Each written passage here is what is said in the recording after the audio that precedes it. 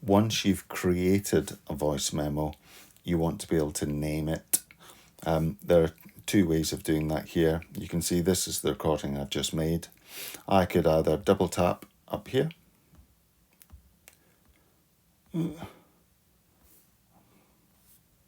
then rename it.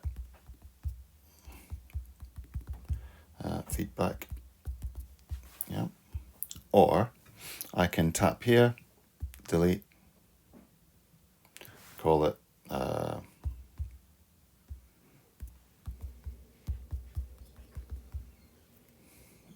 verbal feedback, and it will automatically rename at the top. Relatively straightforward.